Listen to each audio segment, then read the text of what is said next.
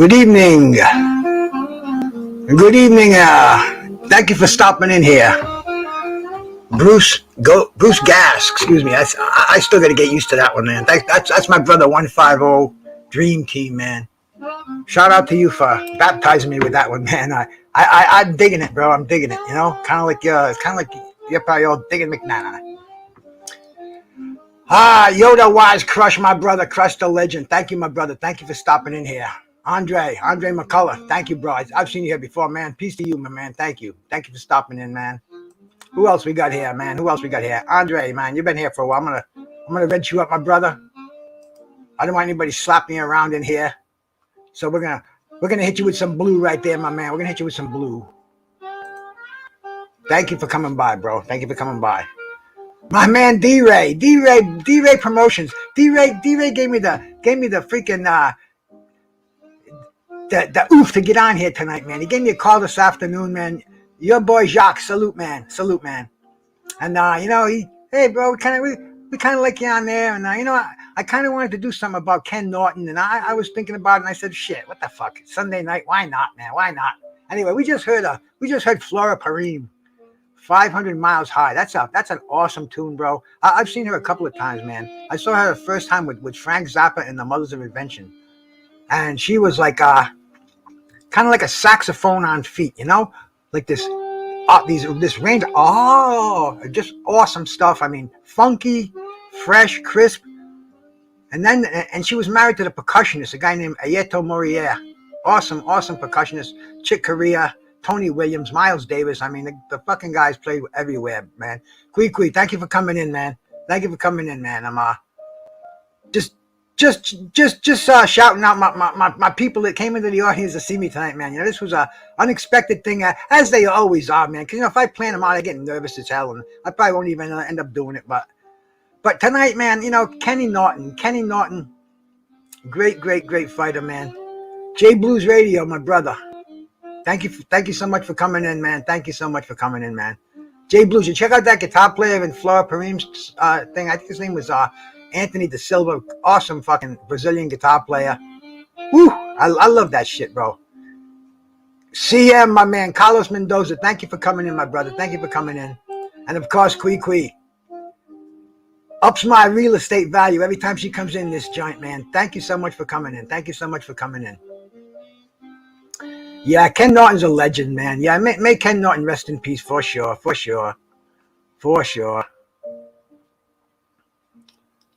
Ken Norton, great fighter, great guy, man.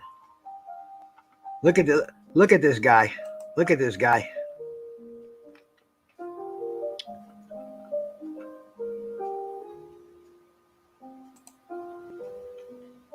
Yeah, Ken Norton, man. He left us too quickly. Jay Blues, my brother. Salute. Jay Blues knows his music, man. He's a hard cat over there. L Dub, man. L Dub, thanks for stopping in here, man. We're talking about the great Kenny Norton tonight, man. Kenny Norton he's kind of like that fallen star.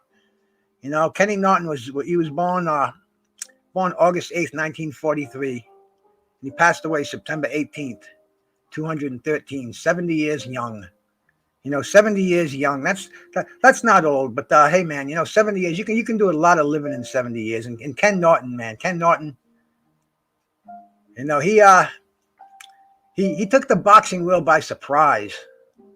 I'll never forget that evening, man. It was a Saturday afternoon. Why World of Sports are. It was in springtime of 1973. I was 18, man. My dad was real sick that year. He passed away in 73, but he had heart attacks and strokes, and it was kind of a funky year. But I went over to see him on that. I think I was living by. I don't know if I was living home. Yeah, no, I was still home when I was 18, man.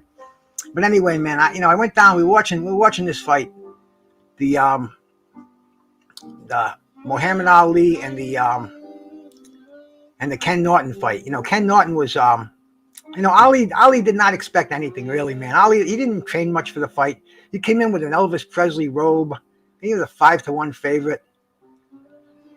And man, the boxing world was stunned. Ali had one loss. Ali had just been defeated by Joe Frazier, and they were setting up that rematch. And the rematch never came, man. The rematch did come, obviously. But Con Shonery, bro, salute to you, man. Thanks for coming in. Yeah, Larry definitely felt that one, bro. That was another great fight. But right now we're gonna talk about the beginning of Kenny Norton. The beginning of what I saw Kenny Norton. He kind of fought some non-distinct fighters coming up. He had a really good record, man. He was undefeated. I think he got beat by Pedro Lavelle. I'm gonna have to go back and look at it here, man. I'm gonna have to look at it here in my boxing rec, if you don't mind. No, Jose Luis Garcia. That was his first loss. The first name opponent on his record was Henry Clark. Henry Clark, he fought who's who out there. But anyway, man, that led to that fight with Muhammad Ali.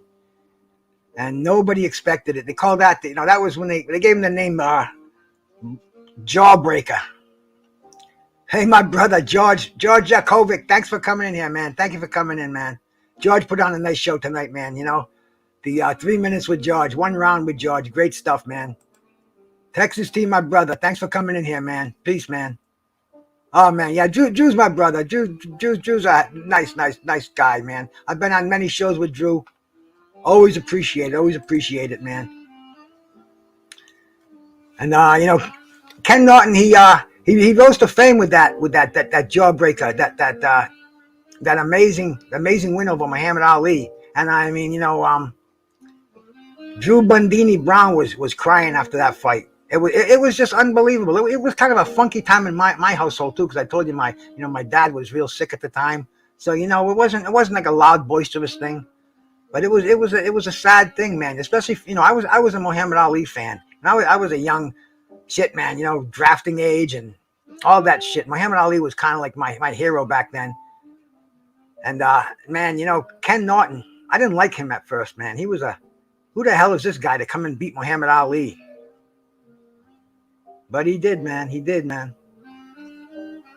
after that, after he broke Ali's jaw, 6 months later, a rematch. First of all, he won that fight on a split decision. They'd fight 3 times. And 6 months later, Ali, broken jaw, come right back and fought a rematch. Ali won the rematch. Once again, a split decision. And those 2 guys, they're probably going at it right now up in heaven every day to a split decision. That's fucking Muhammad Ali and Kenny Norton. Great trilogy. Great. I mean, they both.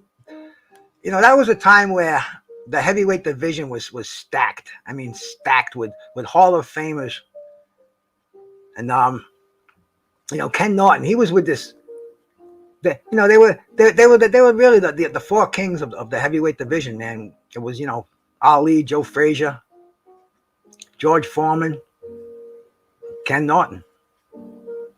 They all fought each other except Ali and except Ken Norton and Joe Frazier. They were both trained by Eddie Futch, and they sparred together. They were friends, and but that doesn't say Ken Norton didn't fight friends, because we're gonna get into that a little bit later here, man. If you're still around, I don't know how long we're gonna be here. Well, I'm one of these kind of a cats. I say I'm gonna come on here today, talk about Ken Norton for about a half hour, but man, I start going on, and bro, you guys know me too well, man. You guys know me too well.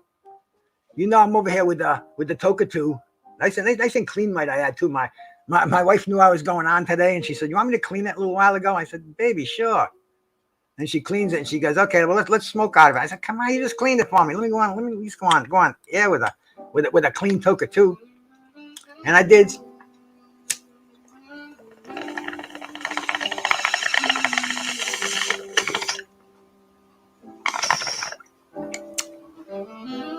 Hitting on a little grape ape over here. Nice, a little. I always kind of like to show it off, not show it off, man. Show my friends what I'm smoking here. This is the grape ape. Get nice little, let that automatic focus click in, see if you can see them red hairs. No, but this is This is a beautiful little nugget. Am I shaking or is it the? Well, anyway, man, this will calm the nerves here. It will calm the nerves. It's very good for sedation, rest, pain relief, anti-anxiety, anti-depression, anti-carcinogenic, fight-loving inducing, good vibes spitting, whatever it may be, man. But you know me with the reef, man. I'm a card-carrying marijuana patient for the state of Rhode Island, and this is my medication, man. I mean, I'm fucked. My shoulders are so bad, man. Arthritis everywhere. The pain travels all around. I don't know what's going to happen tomorrow. Who the fuck knows? But anyway, man, I thank God for every day. I thank God for all you people coming in here to listen to some Ken Norton stuff with me. Maybe we'll pull up a couple of Ken Norton fights, man. Yeah, you know, and the third fight was like we were talking about Antonio Mosley, man. You know, shout out to you. Thank you for coming in here, bro. Thank you for coming in. Derek Bailey, salute, man. Salute, Derek Bailey. I always see Derek Bailey. I see all these guys around, man. It's really, you guys go where I go.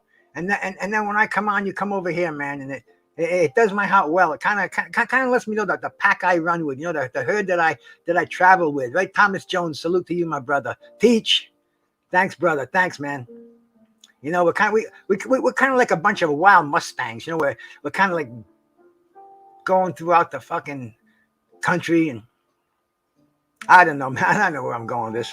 I know where I'm going with this. One more hit and get back to some Ken Norton.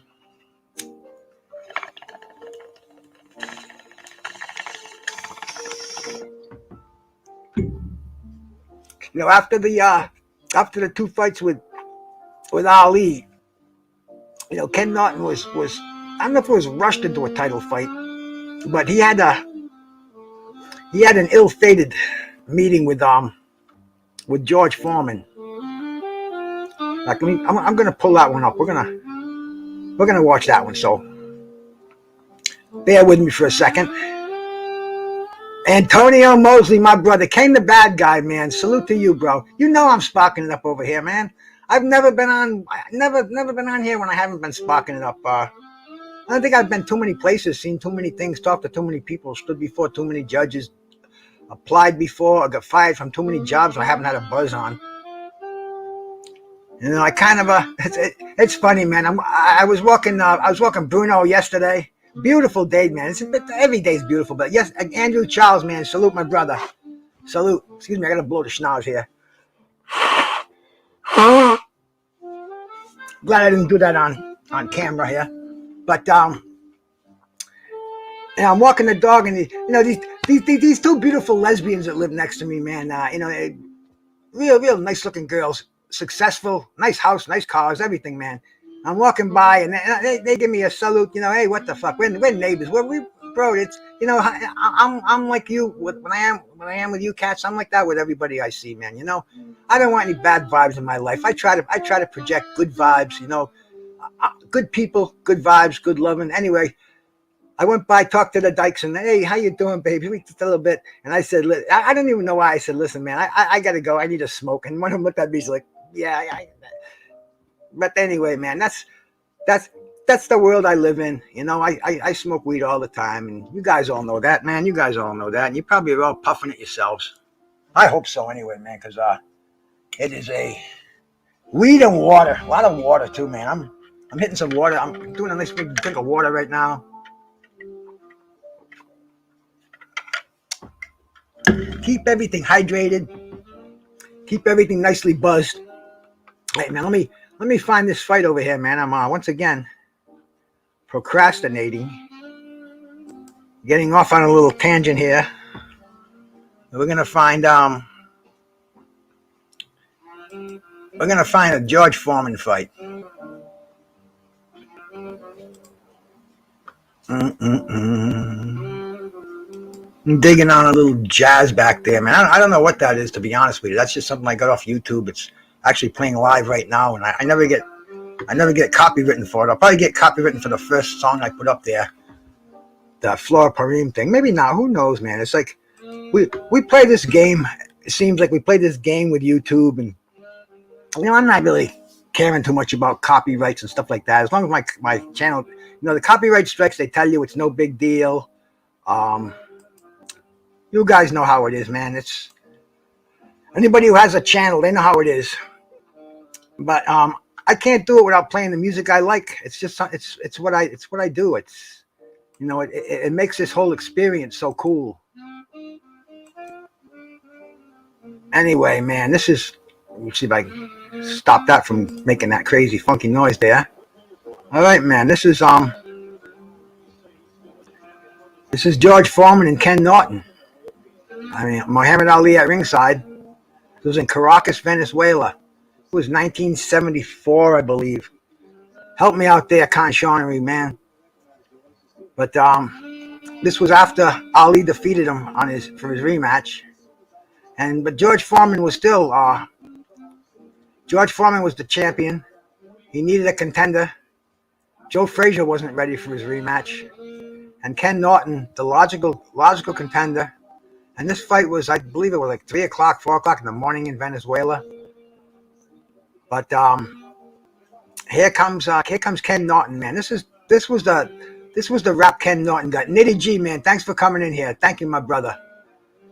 Ken Norton was tagged after this fight with the guy who froze when he fought a puncher. I mean, he could handle boxers.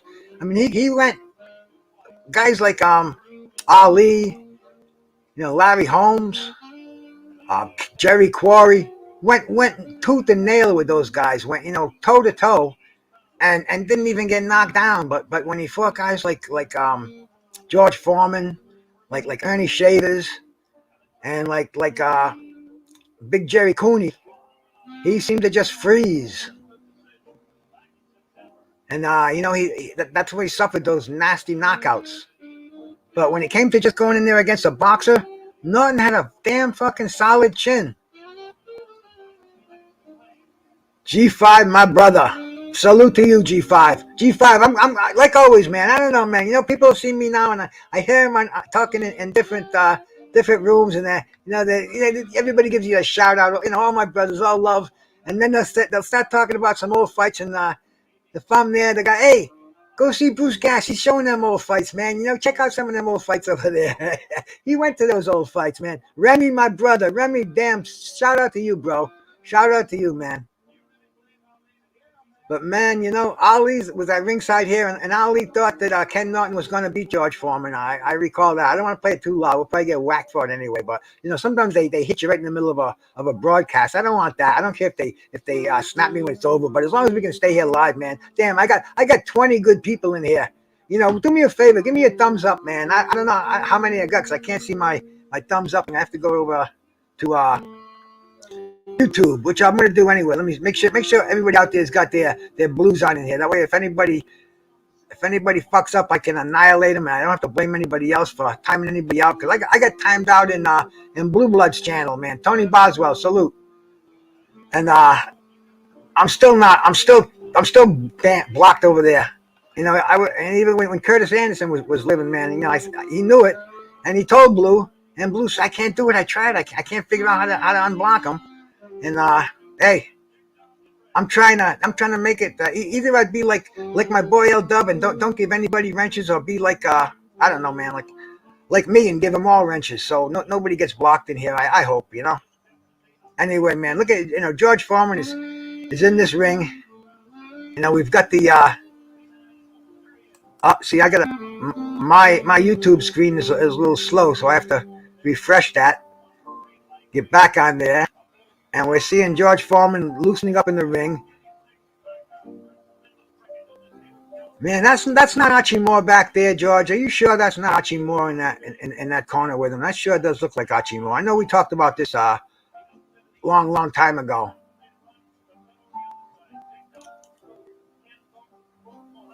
It's not the channel, it's the moderators. Yeah, Blue Blood blocked me ages ago. Oh, whatever, man. But anyway, bro, that's why I'm mad. Like my boy Jose Welts over there. Hey, bro, you're block proof over here. Anyway, man. As long as people nobody gets out of hand here. That's what I love about it. Everybody's fucking cool in my my chat room over here. Chat room. It sounds like something out of romper room. Okay, you go in the chat room. But man, we're watching Kenny Norton. He's bouncing around the ring. He hasn't been stopped like this, man. He hasn't been stopped. And this is and people gave Ken Norton a good chance, man. He beat Ali. He beat Ali, and he went to a split decision with Ali. So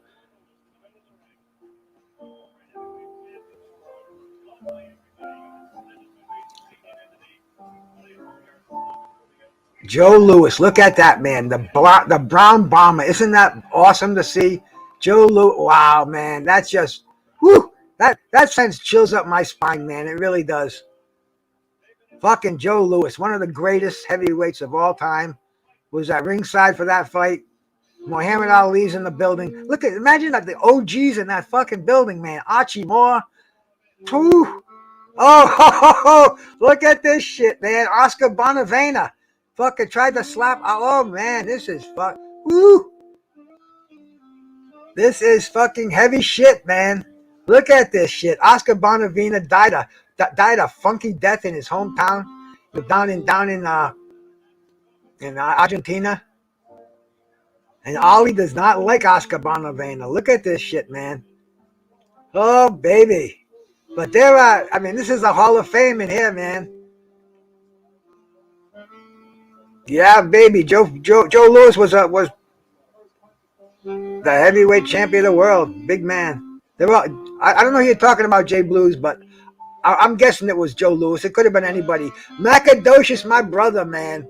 Macadocious, Mac of the South, man. Always great to see you, man. Oh, man, you're a great guy, my brother. Salute to you, man, for what you do, for who you are, bro. Thanks for stopping in here, man.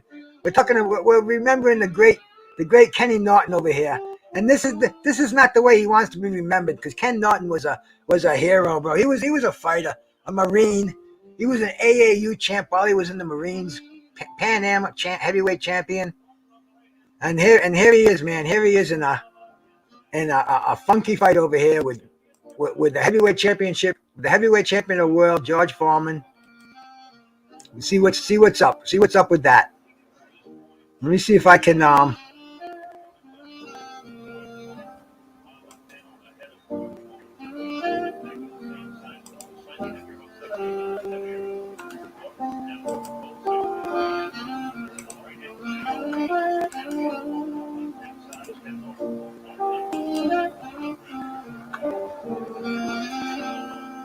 I'm going to put that out there. If anybody wants to come up and talk to me about Ken Norton.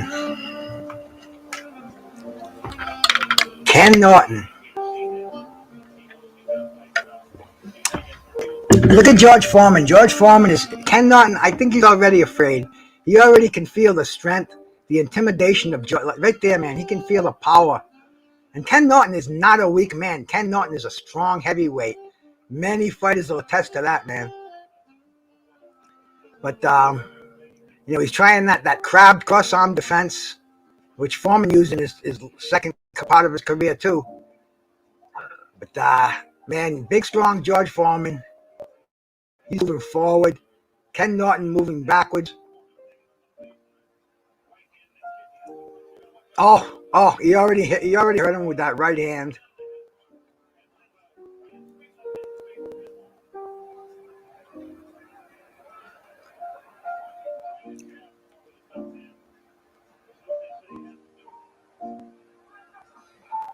Yeah, Ken Norton is definitely using his will. He's just he's trying to corner Ken Norton, but he's the mummy. This is what Muhammad Ali saw in this fight. This is where he called George Foreman the mummy. Norton just landed a nice right hand, and that's Ken Norton's punch. That overhand right knocked many a fighter out with that punch. Derek Bailey, my brother. Ken not a back foot fighter. No way. None of these guys really were. Muhammad Ali, but most fighters aren't. That's a last result. But here we go, man. Look at George, man. Oh, George is pushing Ken Norton around, bombing him with uppercuts, hooks, straight right hands. He really, and what does he do? What does he hit him with? An uppercut, a hook, and a straight right hand. I mean, George, can you imagine the head what George Foreman had in his second career with the body and the fleetness, the well, not elusiveness, but he didn't really need it. Just the intimidation. And George, like you said, man, in the first part of his career, he went in there to kill his opponents. The second part of his career, he just went in there to win. But man, Ken Norton unfortunately met him in the first part of his career.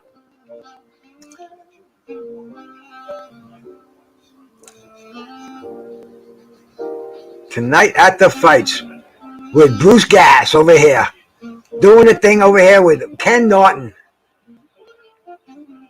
Ken Norton and George Foreman in Caracas, Venezuela. It was October of, what was it? Was it 74 or 75? 74, I believe. This was the year after the Ali fights. 70s Foreman was Antonio Mosley, man. Antonio Mosley, he knows his boxing. I see Antonio Mosley all over the place, man. 70s Foreman was very skilled. Look how he was aiming for Norton's body to slow Norton down. Oh, yeah.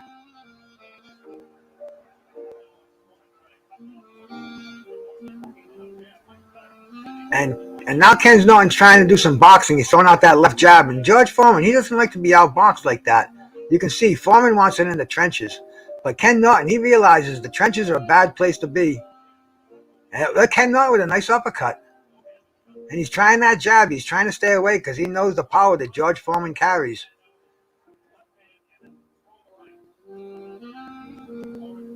Yeah, Foreman is definitely, well, we know in hindsight, but keep your eyes open because Ken Norton fades against a big puncher, and George Foreman, as we all know, was an extremely big puncher.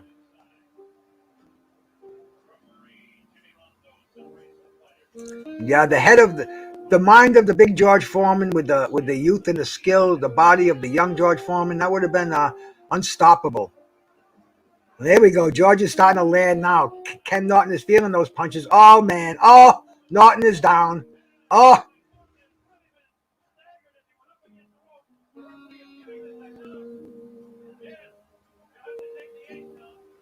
The 8 count. Mandatory 8 count. No standing 8 count. Of course he takes the mandatory 8 count. And there he goes again. George. Oh, and Ken Norton's got that. Then he bounces off those ropes. That's like whiplash right there. Right back in there. George Foreman, couple of left uppercuts, a couple of left crosses, and there goes Ken Norton. They're still counting, and that was a great right there. That's a classic picture right there. Ken Norton is just this fight can't go on. That's it. Look at George coming in there. Man, George almost looks like he's ready to come in there and fight a little bit more. Damn, George Foreman, bro.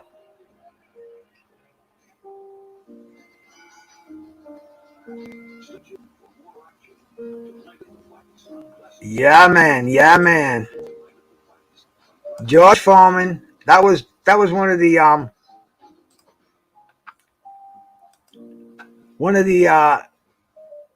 rough sides of Ken Norton. The man of the hour, Ken Norton. And speaking of the man of the hour, I got another man of the hour that just came up there to visit me, man. My brother G5. G5, I'm glad to hear, man. Because I hit it there and I want to do a choke. I hit on my choker too. And bro, I need a veteran like stuff to oh my brother. Good to see you, man. What's going on, my brother? Brucey Bruce. What's going on? What's up? What's up, Mr. 444 in the sub count, man? You know. 443. I see you rolling. 443. No, you said it told me 444 when I looked. That was that. I looked today. It was 443. But somebody's playing games with me. They take them away. They give them to me. So hey, bro. Hey, they doing us the same way, man. I'm 10 behind you. But I was digging that 422 because I used to have a Chrysler 422, bro. I remember you said that. Sorry, the 440, bro.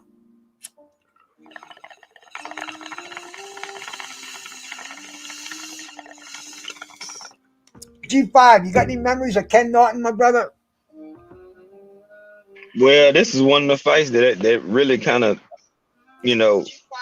got my attention on Ken Norton against him and Foreman. Then of course him and Ali as well. You know, he can punch, but I mean, I agree with the chat. You know, he's not a back foot fighter. So if you didn't have good upper body movement or good head movement, then fighting against Ali or Foreman, yeah, you're gonna get fucked up at some point. Ken Norton can punch too, though. You know, so if he got heels off and he got to land on you, you know, he can do some damage too. But they were just, you know, Ali and Foreman, they were different. They were different. All those fighters were. They were different, man. Like yeah, your era, the era, and all you know, the eras that you got to watch through is, man, that's the golden ages, man. You know what I'm saying? Look at boxing today. You have some people, some young cats, they believe in a throwback motto, but majority of these people have went with all this business motto and protecting the old and give me this percentage or I don't want that. It's just like back then, whether they was friends or not, they'll fight, go eat Bro, dinner afterwards, and fight again 2 weeks later if they had to, because they was gonna make money together, you know. So Ken, I'm going to show you after we show this next fight, but I'm going to show you something about friendship with Ken Norton and fighting and boxing. But anyway, man, after he got knocked out like this by George Foreman, that's when Ken Norton, I think that's when he reached his peak in the heavyweight division. After that defeat, he just got annihilated by the best, and he picked himself up. He fought a few more fights, and then he went on to fight this dude from the late '60s, early '70s. Great fighter. He'd be a champion today. He'd probably be a cruiserweight champion today, but his name was Jerry Quarry. Irish Jerry Quarry, and everybody in boxing knows this guy. This guy fought Muhammad Ali, Joe Frazier. He beat Ernie Shavers. He beat Ernie Shavers easy. He beat Mac Foster like nothing. He beat Ron Lyle easily, and he fought a peaked Ken Norton. And this was a big fight. I'm going to try to dig this one up, man. This is a fight a lot of people overlook, but this was in my era.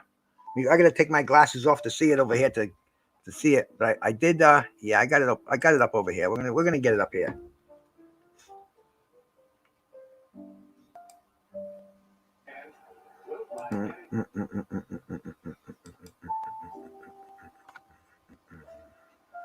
Okay.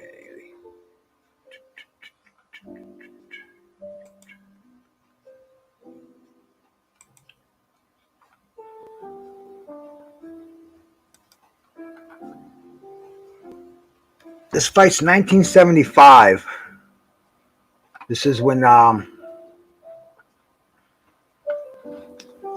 like I said, this is after the fight with George Foreman, and Ken had it. Ken is making his comeback, and he's fighting another fighter who's, like I said, man, the career of Jerry Quarry. It's Hall of Fame. He's in the Hall of Fame. Both of these guys are in the Hall of Fame. But Jerry Quarry, awesome fighter, Irish fighter. Ken Norton he fought two of the Irish fighters, the Great White Hopes, if you will, in the 70s, 80s era, and that was Jerry Quarry, and that was Jerry Cooney, Irish Jerry Quarry and Irish Jerry Cooney. But this fight was basically a crossroads fight, because people want to know if both of these fighters were going to come back.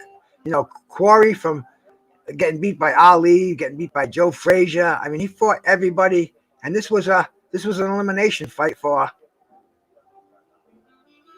a fight with Muhammad Ali, or for a fight with Foreman. I can't even remember who the champ was at the time, but the heavyweight division was so stacked and they all fought everybody. So once again, nobody was ducking anybody. There was nobody getting paid to sit out. It was get in the ring and fight. These guys are fighters. This is what they do. And Jerry that's their Quarry. lifestyle, man. That's Fighting exactly. fighting was life for them. Some people fighting is a profession more than a life. You know what I'm saying? Back then, it was their life. They didn't get the paychecks, that these fighters get today. Sugar Ray and them started getting, once in the 80s and stuff, they started getting more bigger bags. But like back then, they fought because that was their life. And the more they fought, the more money they made. Now they fight one fight, make 10 million. And it's like some people made that over a career, and So and legacy to boot. We're still talking about these fights 50 years later, brother. Uh, exactly. yeah, and Ken Norton coming back from that horrific defeat, taking on a perennial top 10 contender, a man who's fought for the title, beaten champ. I mean, Jerry Quarry. You you got to do a little research on the guy, and you'll see what an unbelievable guy he is. Died a terrible. I mean, died and basically fell down in his attic. Died in feces, starved, dementia. I mean, damn.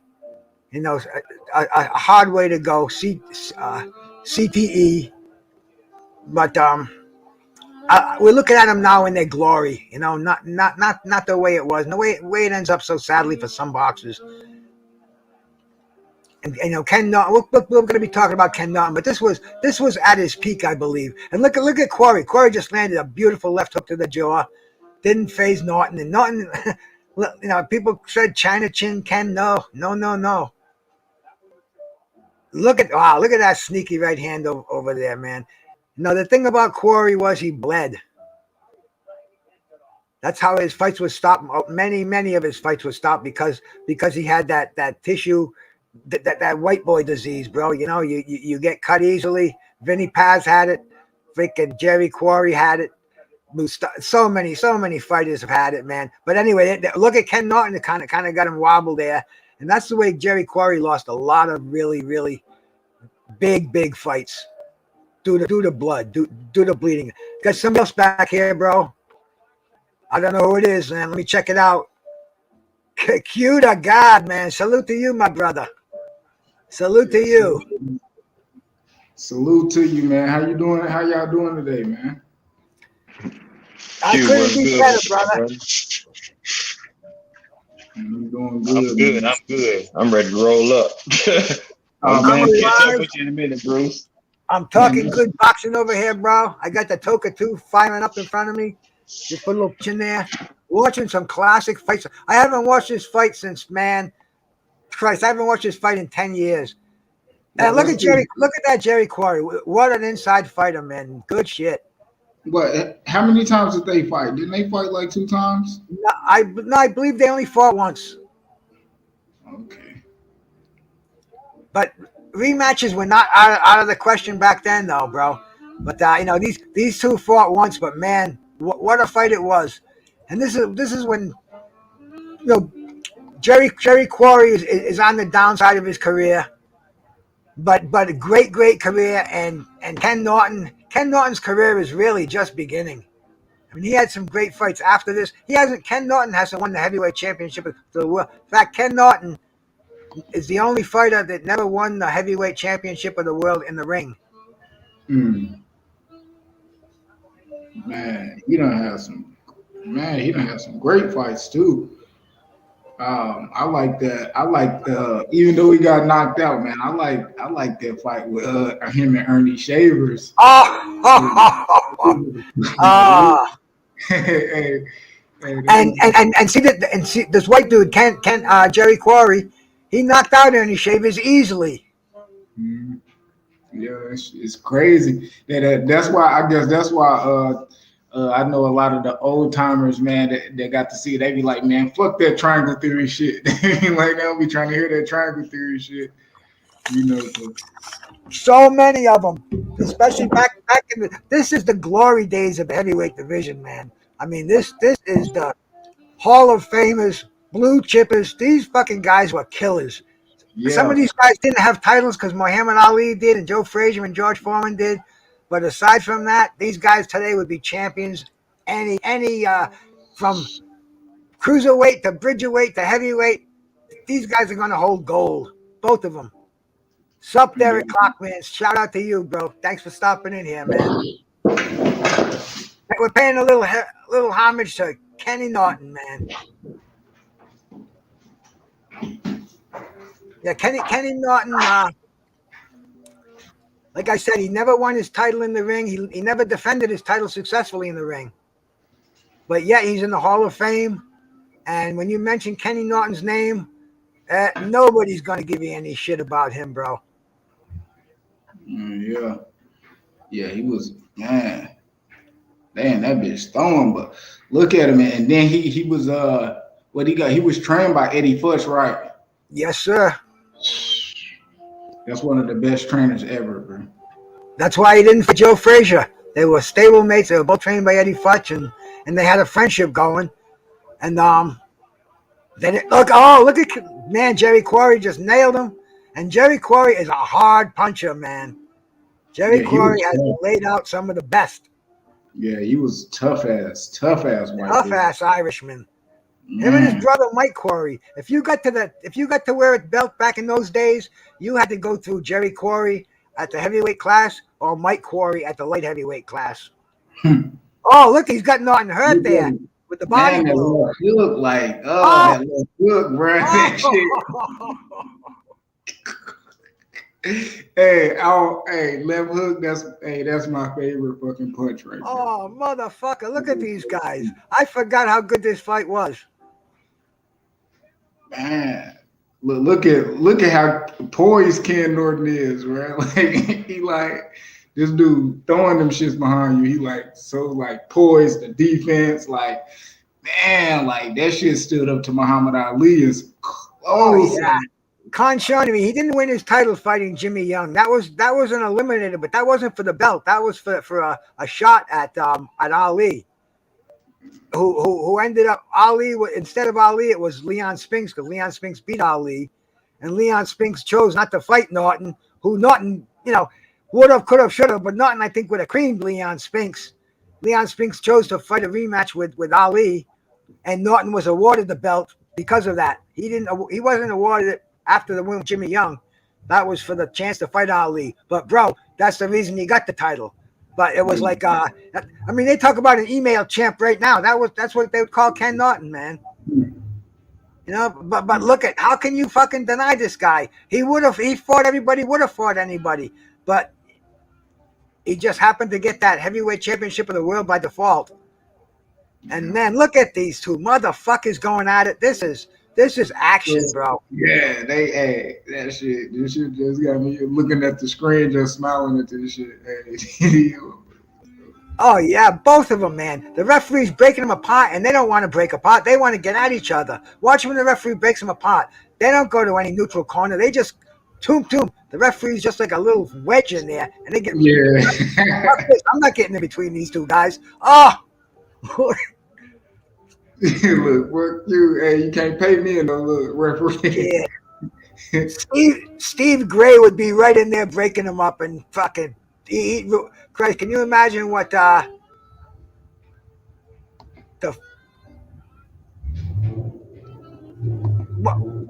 this ref is a good fucking referee, man. That's how look at these fucking guys. Damn. Who's one of your favorite like old school referees that you like? Oh, Arthur McCanty. Yeah. Yeah. Oh yeah, he's the best. This dude, I don't know who this guy is. It's probably somebody we know. Probably somebody that I've heard of, but he's the best right there. He's a fucking great ref. Yeah. Did you like Mills Lane? Yeah, Mills Lane was a good ref for sure. Mm-hmm. Look at these fucking guys. Oh my God. Look, hey, shit. But look how like Ken Norton, like how he built, bro. He's back and shit. Oh yeah. I can't believe Norton is standing right now. And firing back. But Quarry's definitely got the upper hand right here, man. Look at Quarry's like pacing him on the ropes. Today they'd stop a fight like this. Yeah, after landing 5 unanswered punches. Man, it looks so like instincts. It's like second nature in there. You like real comfortable, man. I like how Ken Norton he like how he stayed tall in there. Oh yeah. Oh, for sure. Look at him coming off there. Remy, you got it, bro. USPS champ today. Look, Frank Cappuccino. man, like that cross guard defense, you don't see that shit now. No. Yeah, No, he Ken Norton had that strong. master. He's strong as Old shit. school stuff. Ken Norton strong, boy. Who was like the last person to see do that? Like George Foreman when There's he got to came be back. some guys doing that today. I can't remember. I don't know no guys that really do that. There goes there goes Ken Norton now. Ken Norton on the outside is picking him apart. Oh, he's ending it with that left uppercut too. Every combination is like that left uppercut is on target. Look at it. Man, Oh, man, I'm supposed to be rolling a fucking spliff and shit, man. oh yeah. Oh, look at Norton You into see the him rip body. that left to the body. Hey,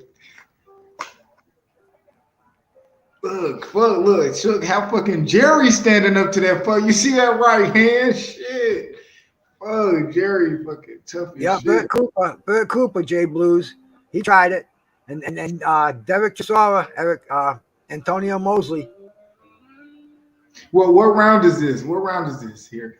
You know what round it is? I don't know, man. I don't know. I haven't really been paying attention, just keeping in the background, but there's a couple more rounds to go. This might be the fourth round.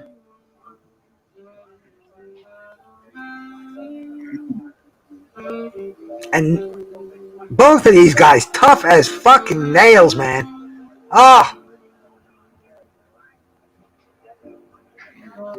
great styles meshing over here. 1975. He stopped him in like in the second, in the fifth round. There is a stoppage here. And dude, you're gonna feel for Jerry Cooney. You know, like I said, he loses so many of his big fights on cuts, and this one, and there's not an ounce of quit in him, bro. Mm-hmm. Well, He was the kind of guy who the state commission had to say no more license. You know, kind of like a Rocky. You know, but you can't tell me that, you know, dude. Yeah, that Oh, shit, man, the uppercut. oh, Hey, and that's the thing. Hey, this shit in you. Hey, this shit in you, not on you, man. This shit in you, man. Motherfuckers not built like that no more. I don't know. You a different type of damn. 1975. 1970. I was in school. I was Man, living up in Boston, bro. I was rocking and rolling. I was handling fucking Primo Gold Reefer in 1975. Oh, Panama Red, tie sticks. Good shit up there, bro. Good shit. man, Even the commercial, the regular stuff, $40 an ounce for really high test, real stuff that I'm not gonna say it would put this stuff to shame, but it would give it a run for its money. You know, a few seeds here and there, but otherwise, this was some high grade imported marijuana. You just don't see that shit anymore. You can almost taste the bullshit inside of it, the Mexican fucking bullshit in the fields. But I mean, it's unbelievable stuff. I don't know how they got it up here. It had such a smell to it, and they used to bring this shit up here in like 1,000-pound lots and shit. These guys had balls driving those vans because man, must have been like Cheech and Chong driving across the country. yeah, I know. Yeah, I know that shit scary. I know shit. One Hey, time, look at Jerry Quarry, man. He looks like he's been through a. Look at that face. Wow, yeah, that looks like Rocky after fighting with fucking Clubber Lang. man, he swelled up. Oh yeah, there's cuts in there. You know, my buddy D-Ray was telling me today, man. Ron Stander, he fought Ken Norton. I bet he fought Jerry Cooney. He fought Joe Frazier. He just died a few days ago. He was from Iowa, I believe. Iowa, Nebraska, but Ron Stander just died, and another cat from this era. Damn. Yeah, Jerry Quarry hung in there, man. He maybe a punching bag now, but not in his early career, man. Man, you watch him when he takes on Ernie Shavers and Ron Lyle. That's prime Jerry Quarry. Even when he fought Floyd Patterson in the for the elimination when Ali was stripped. Oh, You, what was that guy name again? You said he was from Iowa. yeah, I believe he was from Iowa. Yep, Iowa. It'd be really easy to find out. Right now, I got my screen covered with the fight here, but Mhm.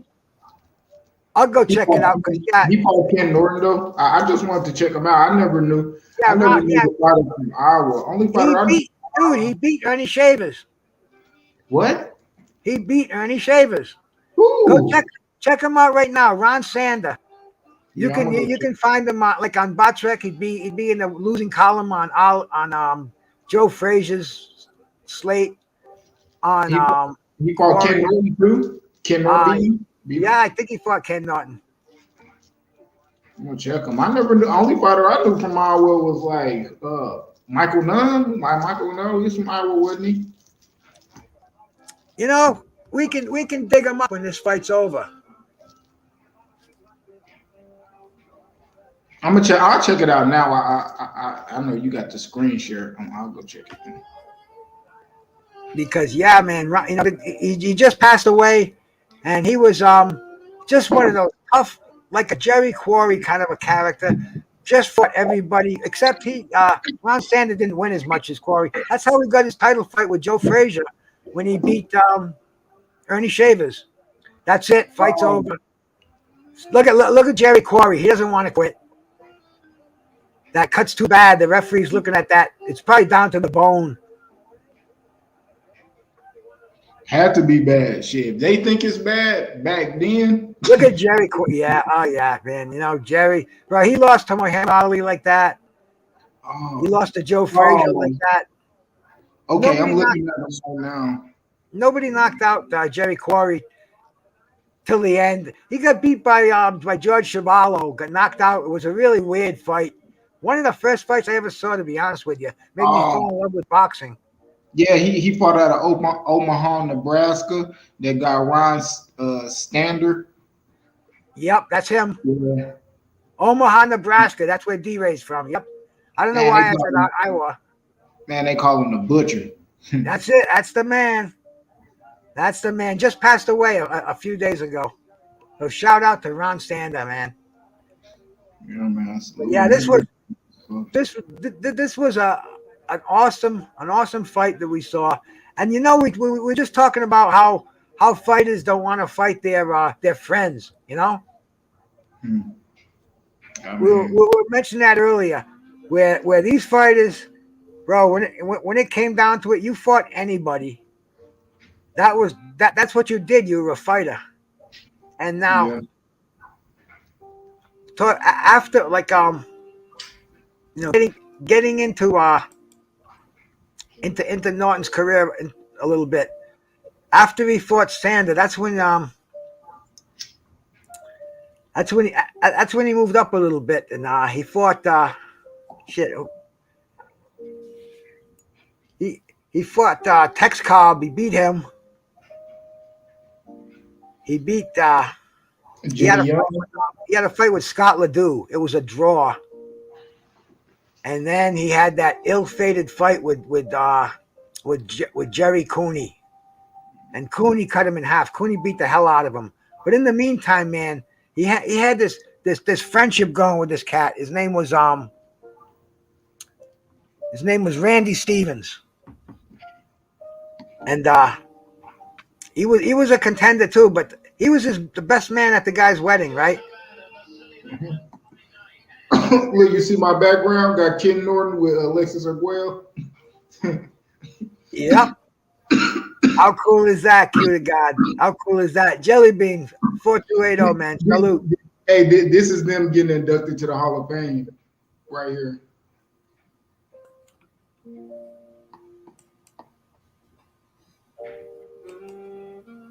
Okay, let me see if I can bring this fight up here, man.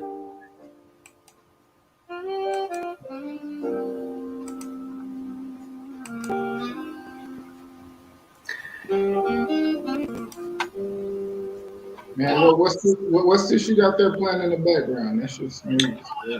That's Las Vegas. That's old Vegas. But this is 1978. What's the song you got? The jazz you got in the back. Oh, I don't know. I don't know what that is, man. That's just smooth as hell. It's not bad. It's some decent background stuff. But this Yeah. fight right here, this was one of Ken Norton's greatest fights. He lost it though. He Yeah, fought later. Larry Holmes with 15 rounds, rock'em sock'em robots.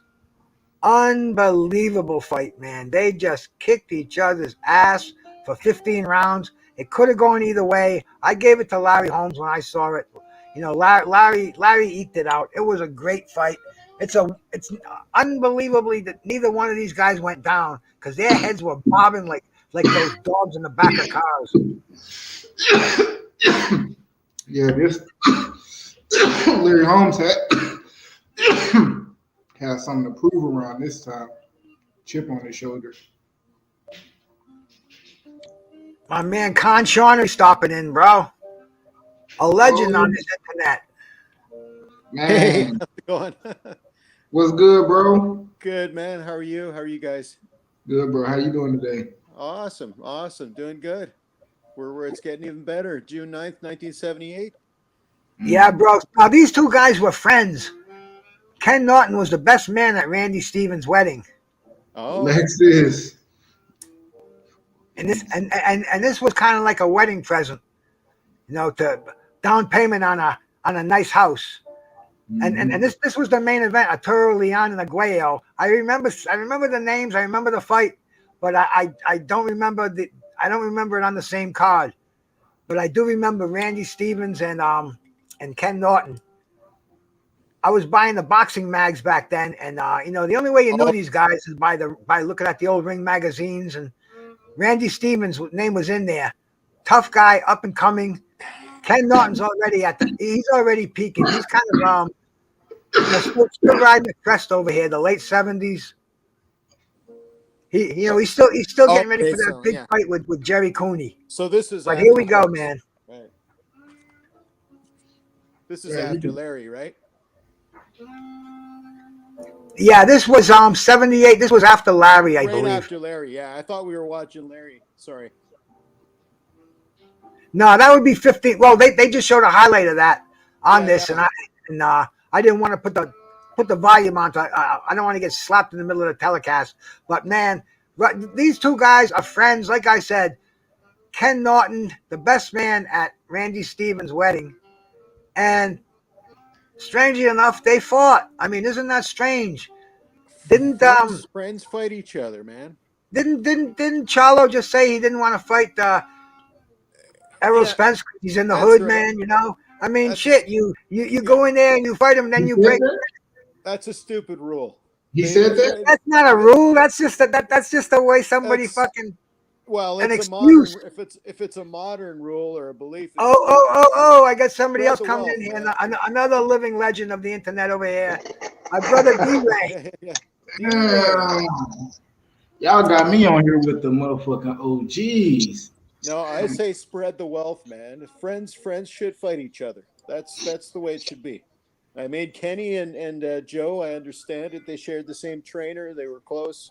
But you know what? In other words, I mean, Tyson brought up a great point. He faced Tillman. Look what he did to Tillman. They were friends. Yeah. I think shit. Well, you gotta look at you when you look at the circumstances. Sometime too. You know, Yeah, let's make some money together. I agree with Mike. yeah, especially if you know, like that's the biggest plate. You know, with Earl, outside of if he was to go up to 54 outside of Charlo, you know who is a big, enough money to feed me. You know what I mean? Other than it's his stablemate. I'll probably ask the question, who would leave Derrick James to get trained? I would only assume that Jermel would have to find a new trainer, but All hey, right. I don't mind it. Well, I mean, Errol and Crawford were friends, and they should be fighting. They should get that going. It's business, man. They're in the same business. They got to do some business. Yeah. Oh man, yeah, man, I love him, man. Ken Norton, he was man. Oh yeah, these guys don't mess around either, man. They are. Wow. I don't think I've ever seen this fight, Bruce. No, I've never seen this fight either. I don't think I've Well, seen. no, the only reason I wanted to bring this up is because, we were talking about how friends don't fight friends, and we've all seen Maurice Blocker and Simon Brown. That Simon was two Brown friends. blocker, exactly. Knocked his block off. Well, Well, these two guys, hey, Steven same stole thing. Let's make our money, then we'll go out and have dinner. But exactly. Go get some let's drinks. go make the bag, bro. And he And stole man, Foreman's trunks too. look at Kenny Norton. Oh, the fucking right hand. Now you're gonna Man, see a left hook by Kenny Norton that is gonna just fucking make you go, whoa. Where did that come from? man, that overhand right fucking was like. He's always been known for that killer punch. And you know what though? Back in those days, friends actually fought. It wasn't like Deontay fighting Malik Scott, where you don't see a punch. Yeah, and then even back then, man, come on, it's like with how they had to get money, like Brucey was saying, like you getting money was the accumulation of the fights, what you could fit in a year, man, what you was gonna scrape. So if you got the opportunity, especially if the biggest play you can get is your friend, man, hell yeah, let's go in here and get this money real quick. And why wouldn't they be friends? They're basically coworkers. They're all in the same business. They all know each other. Tyson said, he said, why shouldn't I fight Tillman? He beat me twice in the Olympic trials. He kicked his ass 2 times already. Yeah. But Bruce, I knew you were going to ramp up on me on that eliminator thing at the fight in '77. I think a lot of people get confused about that because it wasn't a title eliminator. They just made it a de facto title eliminator after Ali, got stripped because he didn't want to face Ken Norton a 4th time, which I don't blame him for. And you come all the way up here, Con Charnery, because you think I was one upping you in there, telling you it wasn't an eliminator, bro. No, I'm I not wanted gonna to one talk up to you. you. I'm not gonna one up you on anything in boxing, bro. You know you're fucking boxing as well as I do, man. You're my buddy. A lot of people around here. Oh, he doesn't know as much as him. He knows more than him. Fuck, bro. We know boxing. We can share.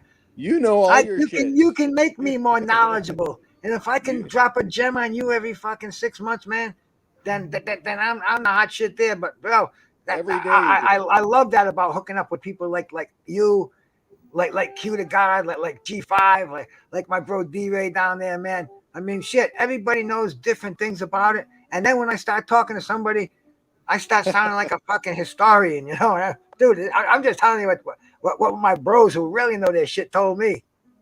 Well, what's funny is that when you're in the chat, it's like you can't really talk. I know, man. Oh, you wear your fingers to the blister. Hey, shout out to my brother Scotty, World Combat Sports, man. Another real one out there, man. Anybody still here? Go sub to World Combat Sports. Good just a good outlook on boxing. Knows his shit. And here we go. Here comes Ken Norton. Yeah, man, look at this fucking bag. Wow.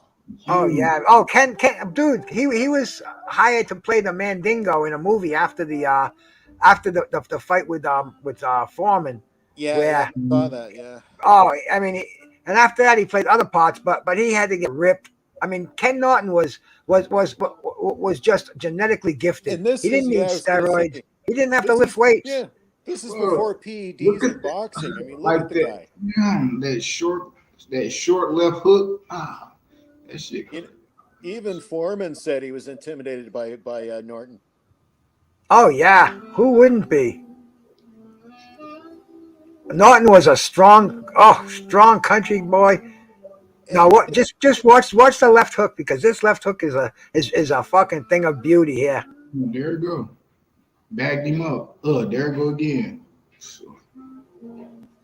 Wow. That bitch just landing. It's just so short. He just turning it. Just turning right over in your face. You know, yeah. See, back then, I think that's what it was about, man. I like, they was really about that grit. It was a lot of give and take. If they could take your punch, they'll let you send that motherfucker because they gonna give you something. And Yeah, man.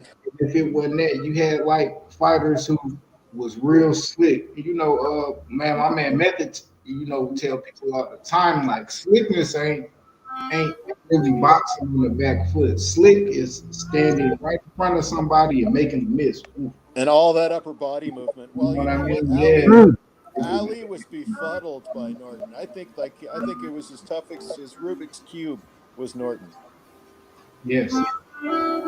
That jab and that Eddie Fush, just what he taught him like that. Man, just that defense, Eddie giving Ali Futch, that yeah. jab. Oh, Man, that shit. oh, you missed it. Oh, Oh! Ooh, they'll baby. have to show that one again, bro. That was just the left hook. That's it. That's 10. Good night. That's 10. Like, look at how the delay in it. Like, And you know what? Norton always threw those from way back, and Ali used to duck those like crazy.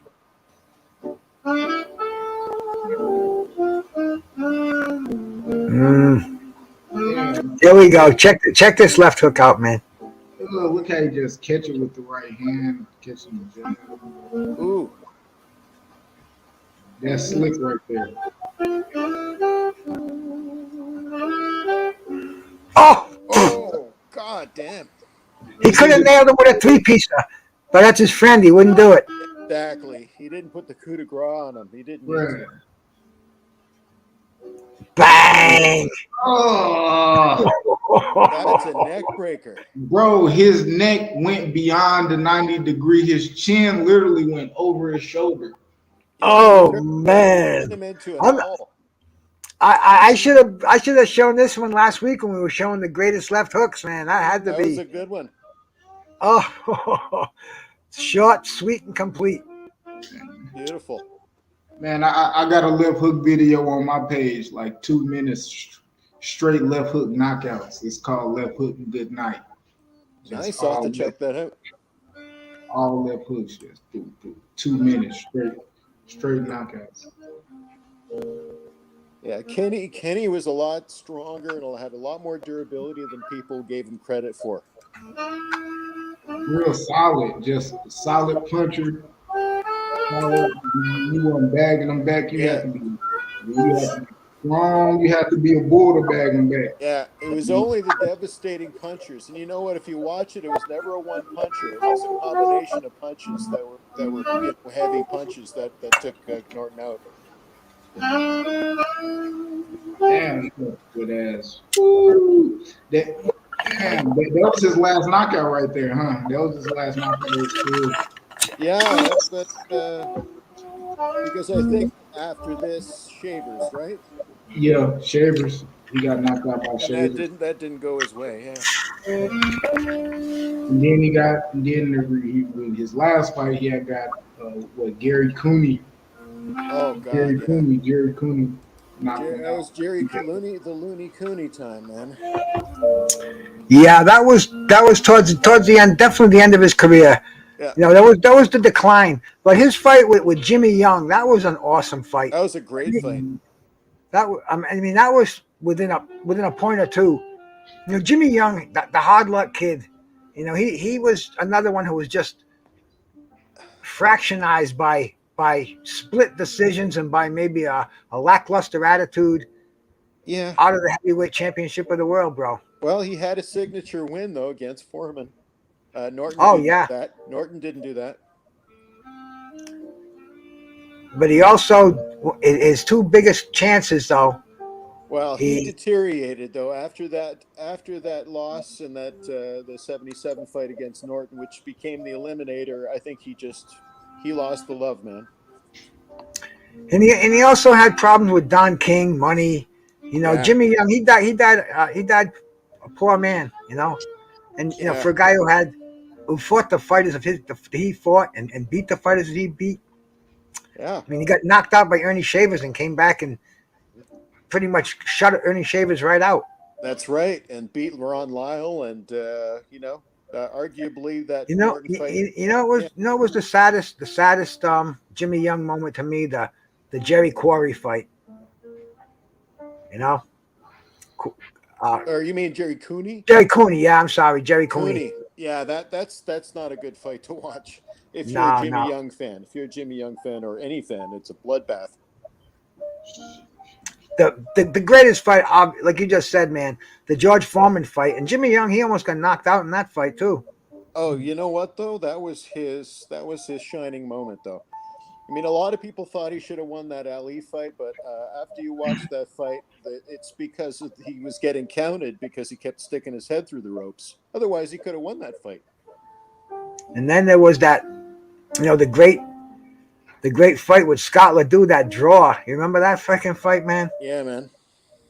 I that was like about 40 years ago, bro. A little over that. I watched that when I moved into this house, the same one I live in now. That was like the first year I moved in.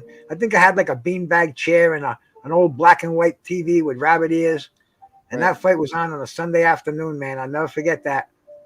I was copping some weed. The guy come down with a couple of pounds. And I'm like, Ken Norton's fighting today. Nah, you can have the beanbag chair. Guy was a fucking 400-pound character. Hell's Angel, big motherfucker.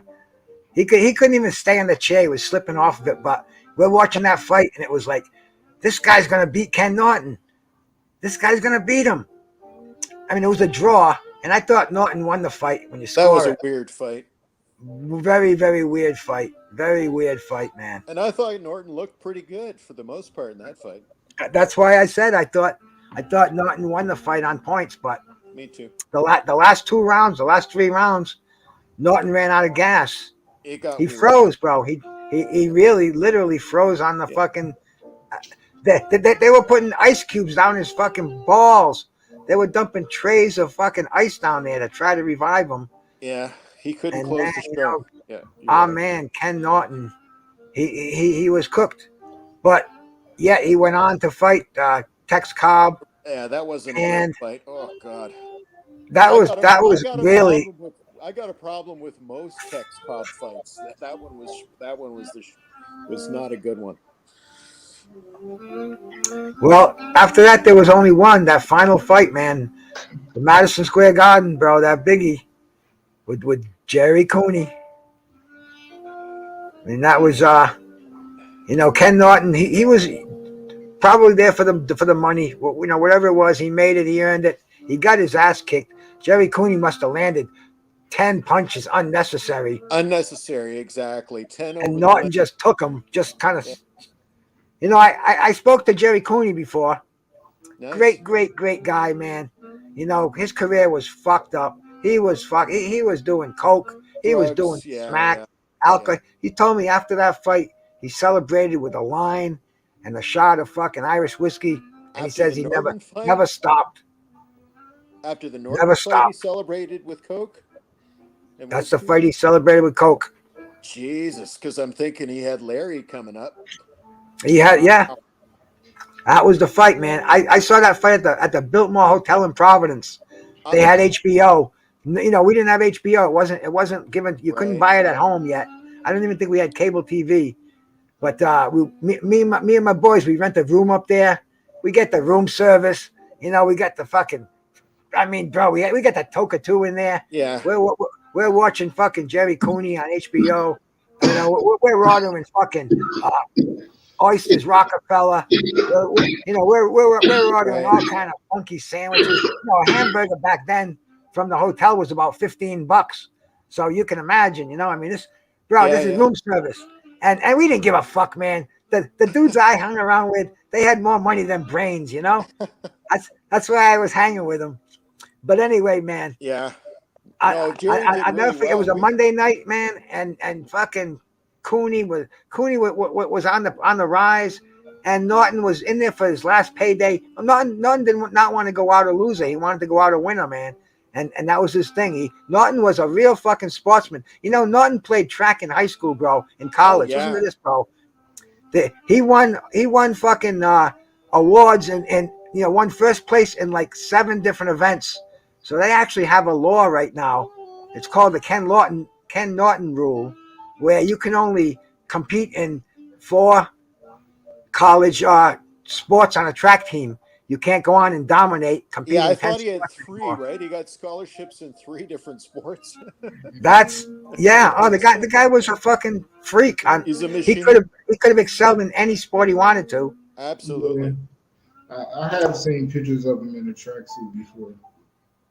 Well, then you got his son, Ken Norton Jr. Of course, it's in the genes. Mm. Well, Ken Norton Jr., man, I remember when he was playing for the fucking San Francisco. Awesome linebacker, fucking killer. Yeah. Ken Norton Jr. And then Ken Norton, bro. Ken Norton got in a real serious car accident, Yeah. near death. Oh yeah. That Split his really. fucking skull wide open. They didn't think he was gonna talk anymore. They didn't think he was gonna walk anymore. Yeah. Well, His son Ken Norton Jr. was bringing him in the shower, and every day on a chair.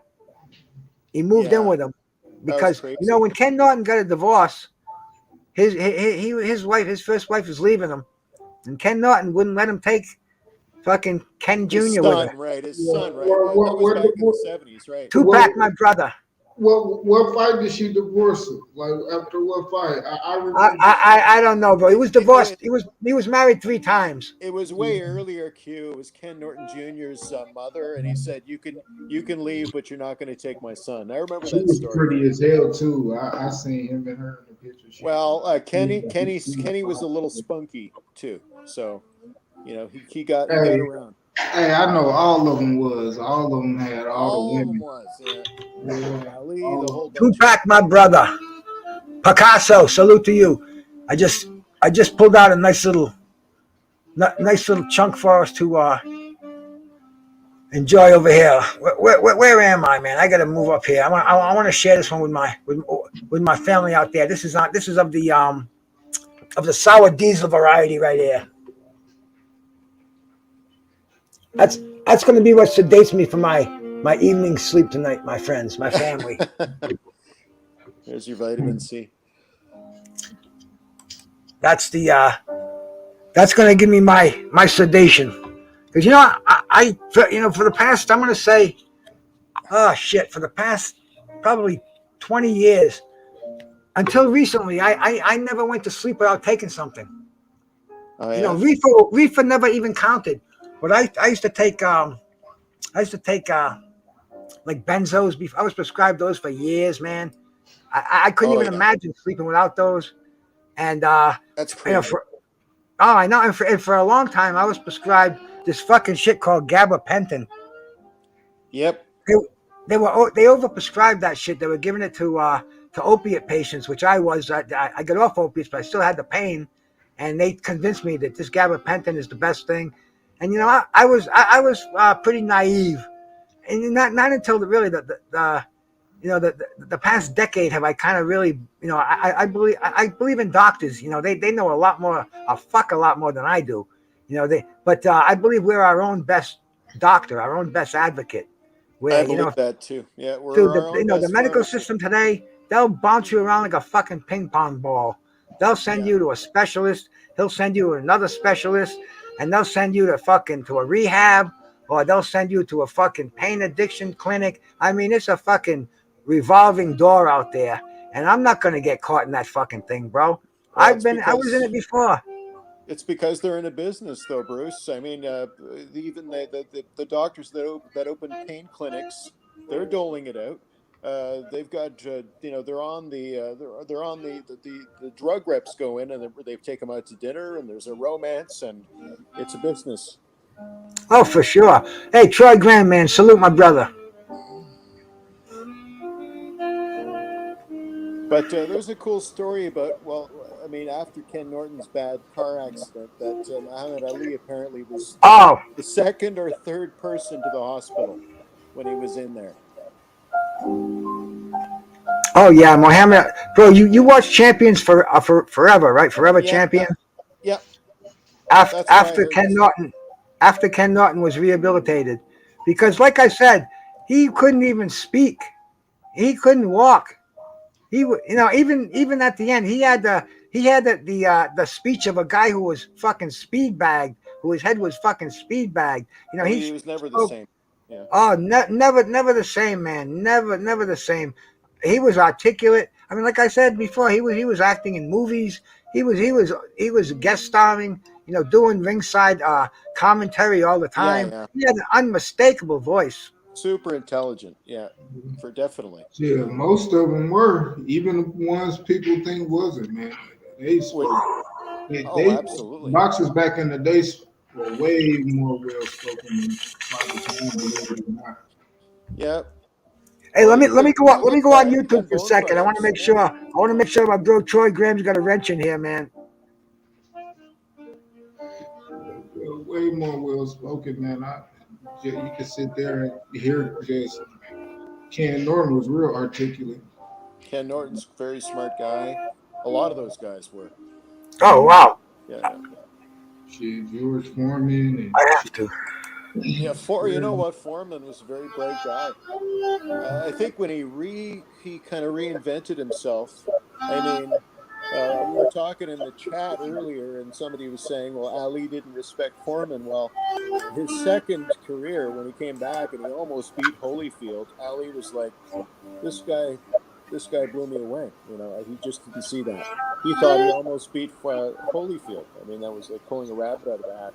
But Foreman could talk. He could orate. He had a good education. You know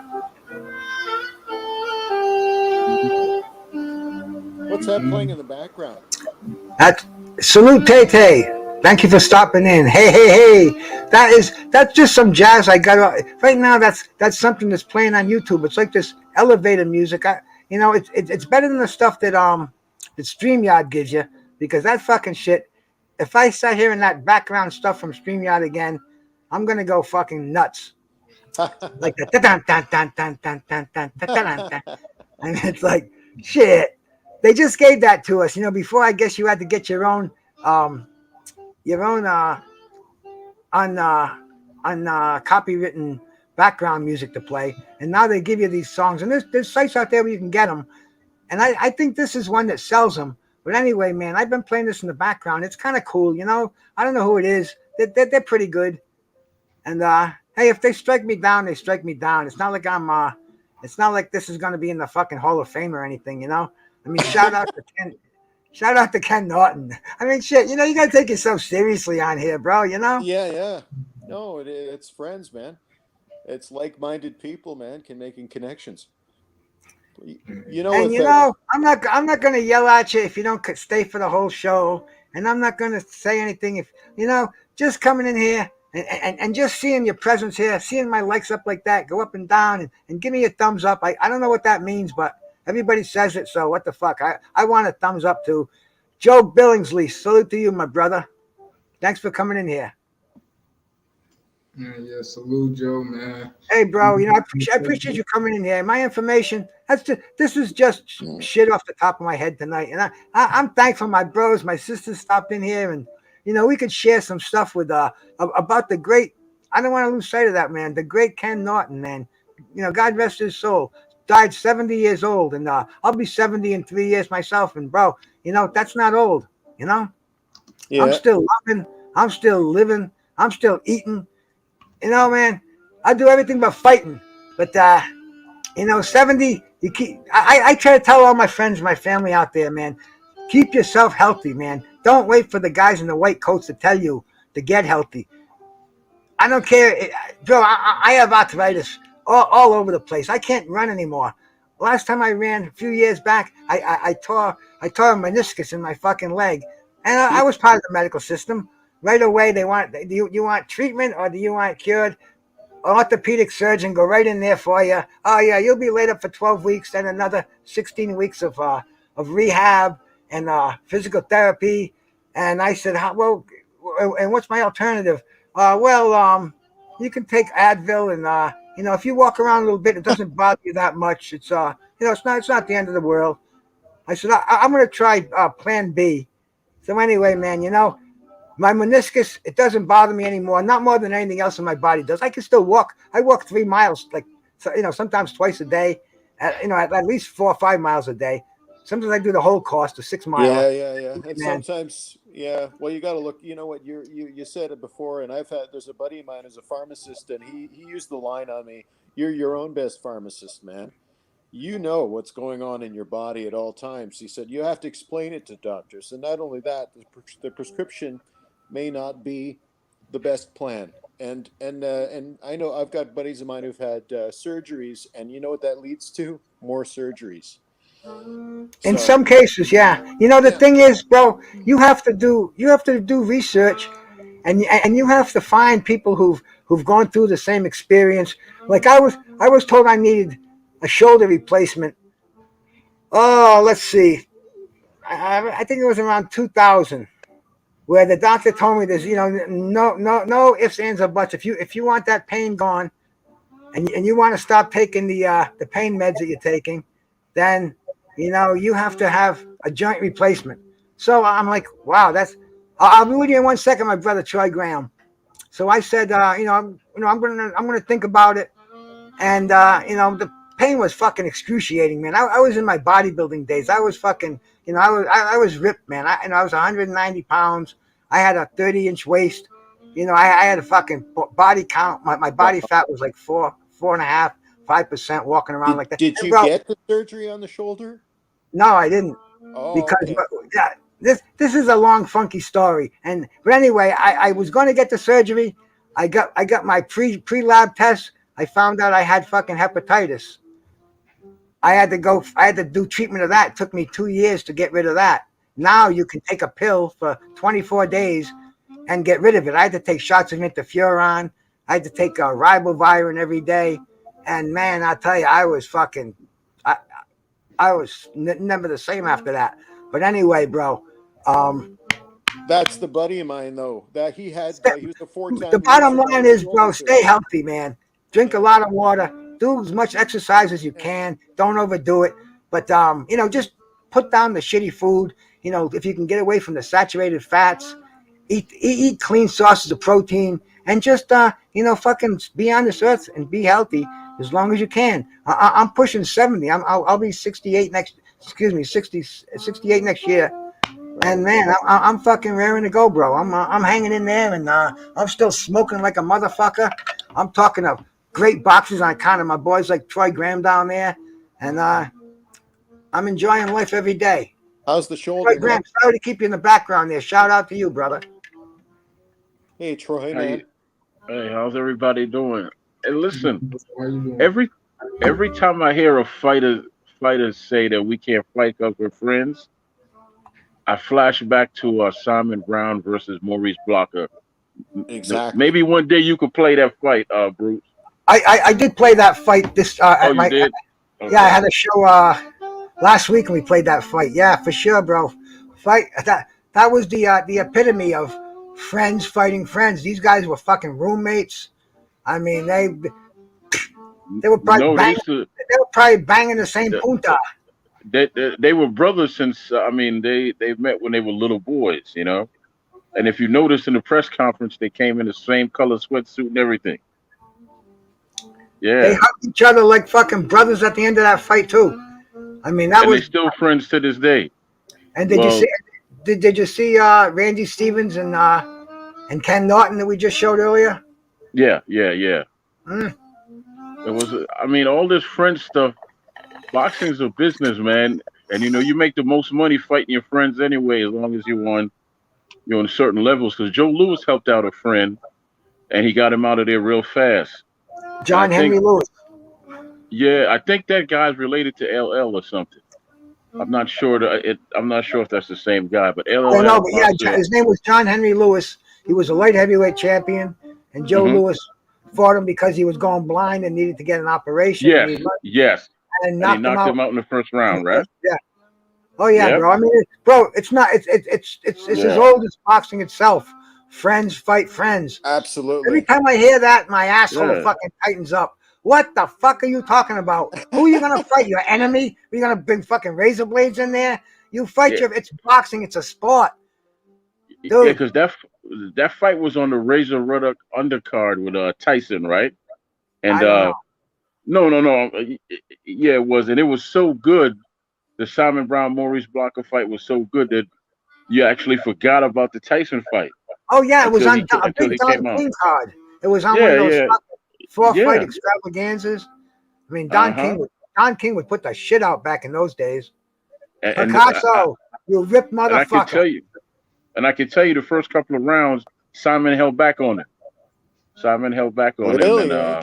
I'll have to yeah, rewatch that. But he yeah. didn't with that fucking left hook knockout, if I recall. No, because remember his fighter told him, do it for your family, Simon. You know, you're blowing it. And he's slapping him in the face. You know, Oh, Oh, jeez. that was a war, man. Mr. No, Griffith, you know, Mr. Griffith. Yeah, Yeah. Well, great, there was a great, lot of great shit. pressure there. You Great got to shit. put on a show, you know. And Ali fought Jimmy Ellis. yeah. I They look grew for up Jimmy together. Ellis. Yep. There's no hard feelings, man. It's not. It's just business. I mean, Exactly. honestly, Simon cried his eyes out after that fight, man. That was real rough on him. Well, Larry had to do what he did to Muhammad as well. I mean, that wasn't any picnic for him, I'm sure. And if you look at it, right, Glenn Johnson fought Alan Green, and they were the best of friends, and Glenn just latched on to him after the fight. He just wouldn't let him go. He just wouldn't let Right. him go because that's his good friend. But hey, that's the business, baby. Yep. And a lot of those dance partners end up friends after the fact anyway, because their histories are tied, and they're in the same business. They got a lot in common at the end of the day.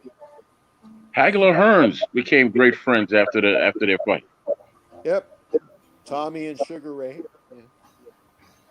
Yeah. Yeah, Well, Tommy Sugar Ray. after a fight, yes, but the excuse of these guys today is they don't want to fight their friends. That's just an oh They don't man. want to fight their friends. They don't want to fight the fighters available. They don't want to Yeah. cross the street.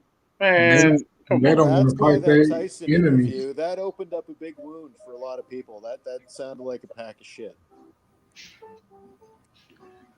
It sounded like I'm, excuses. It sounded like it sounded like the guy has no ambition. That's what it sounded like. Yeah. Well, dude, we come from the old days. That's why we're showing the old school fights in here. We're showing one of the great ones, fucking first ballot Hall of Famer, fucking Ken Norton. I mean, the man never won his title in the ring, never defended it successfully in the ring, but yet 50 years later, we're still going to fucking talk about the great Ken Norton in this fucking rooms over here, bro. I mean, look yeah, at this right here. Alexis Aguayo and Ken Norton at the that's a great International picture. Boxing Hall of Fame. Look at it. I know That's it a is, great man. one. That is, Great man. picture. That is. And man, Ken Norton, I want to show you, I want to see if I can find this here, man. This is one of the last pictures of Ken Norton. He Yeah. died shortly after this, man. Man, he look Yeah. cool as hell. He used to do a lot of commentary too. He did commentary ringside for Shavers Alley, Ali Shavers. Mm-hmm. He had That a was couple of great. movies he did.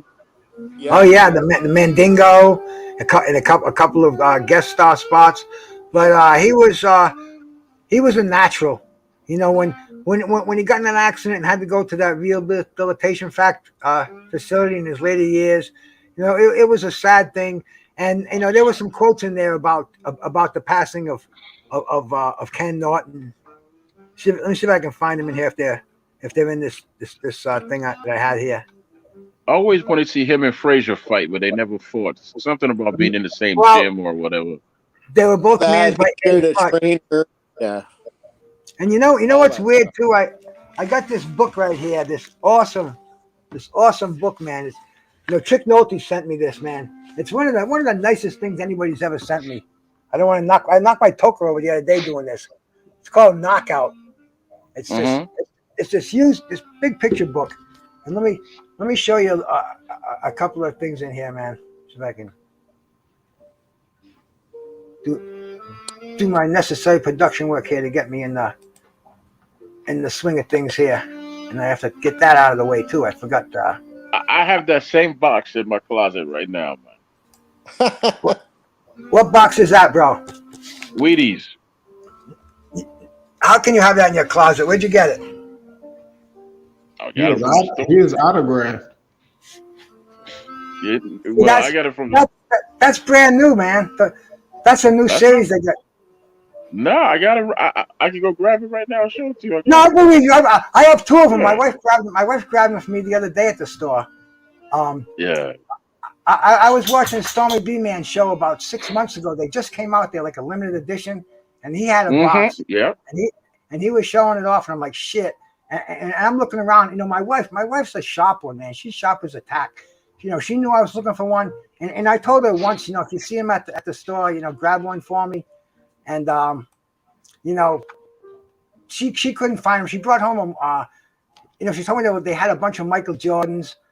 You know, I didn't really want a Michael Jordan, so you know, I do a lot of online shopping. I did some Walmart shopping, and they had them on the Walmart list to get your you know, order them. So I ordered it. It had the Ali box. I ordered it. The Michael Jordan box came. So I was bummed. Anyway, my wife comes in you know, a few weeks ago. She got 2 boxes of those Ali Wheaties, and she's like, Yeah. "Here." I said, "Did they have any more?" She goes, "No, those were the last 2." And they had all the Michael Jordans there, but these were in the back. She actually went in the back and dug them out for me. So, you know, shout out to my wife, man. Good. I have an extra one too, so I'm gonna give it to somebody one of these days online. Somebody's gonna take me up on my generosity. But anyway, That's a nice looking book. oh, this is a fucking killer book, bro. This book is like That's unbelievable. It's got pictures of, oh man, I mean, you got I'm gonna jump on Amazon, see if I can find a copy. you got Jerry Cooney and George. Ah, that's beautiful. Let me move my microphone. I'll show you some of the pictures in here. Oh, they're unbelievable, man. I mean, you gotta go to the Hall of. Yeah, that's beautiful. Pool. nice. You got to go to the Hall of Fame, see if you catch up with some of these guys and get them to sign some of those pages, man. Mike Tyson and Kevin Rooney. He looks so small right there, doesn't he? Yeah, they look like they're the same size. That's funny. Oh, this thing is like loaded with the shit pictures, man. Nice. Look at that. Beautiful. Man, And dude, That's the last great American heavyweight champion. That's the last great heavyweight champion right there, Evander Holyfield. Evander? Yeah. Man, you see how chopped up Evander was? Man, that man was. Foreman Ali, Deer Lake, Pennsylvania. Yeah. Bro, this book right here has got to weigh about 20 pounds too. This is like doing shoulder raises right Look here. like that hardcover, thick pages. Oh, Frazier. Bro, I came home, and this thing is in front is leaning against my house, wrapped up. I picked it up. I'm like, what the fuck is that? I thought it was like maybe a piece of teak wood or something. I brought it in the house. I opened it up, and all these awesome. What's the full name on the book, Bruce? Oh, it's photos. It's called The Art of Boxing. It's by this photographer. His name is Donald Reagan. Okay. Donald. No, his name is Ken Reagan. And he's got it's all photographs, and it's not. I looked it up on eBay, and Trick told me if you look hard enough, you can get this book delivered to you, Troy, for probably under $20.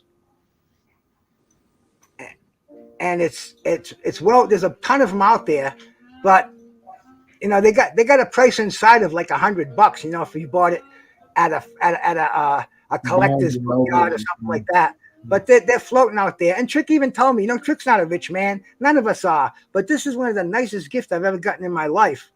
And Trick goes, because I'm like, Trick, you shouldn't have, bro. Because people, you know, I don't know, man. People, I'm fortunate. People like me. People give me stuff, you know. And this book of all these photographs, you could take an X-Acto knife to this book and cut these pictures out, have them framed, and they're like. I mean, the book has got to be 12 by 18. You know, they're not 8 by 10s. They're bigger than that. You know how big an 8 by 10 is. So these are like high quality, stock, thick, finished photographs. And it's full of them. It's got Tyson. It's got Joe Louis. It's got Jerry Quarry, Ernie Shavers, Ken Norton, of course, who we were looking for earlier. And I even marked the Ken Norton page off in here. I bookmarked it. As a matter of fact, it's funny too because I just found this card, this business card. This is from like 1994. This is from my training business, my personal training business that I had.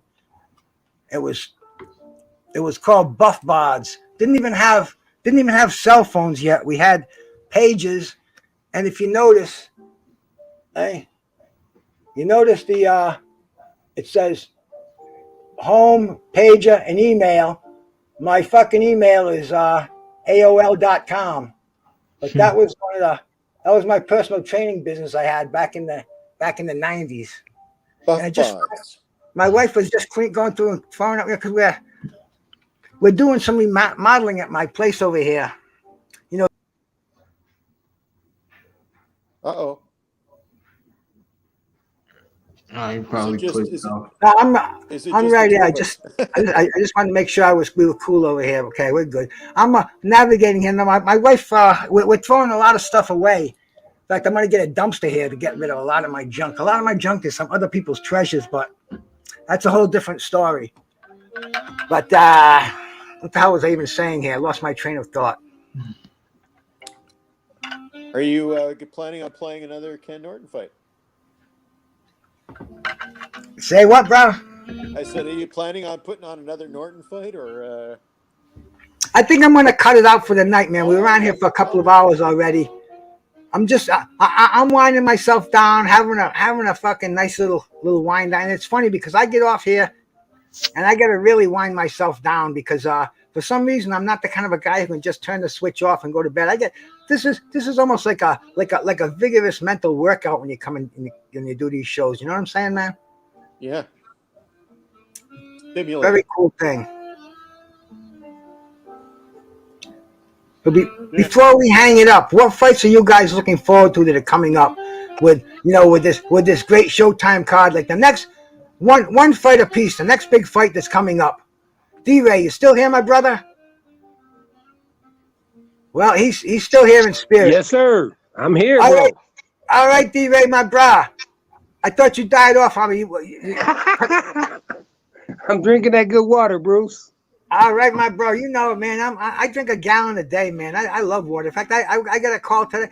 D-Ray, honest to God, man. When you were talking to me, I got an automated call from my water delivery service to tell me, which I already know because I have a calendar, that tomorrow they're coming to make a water delivery.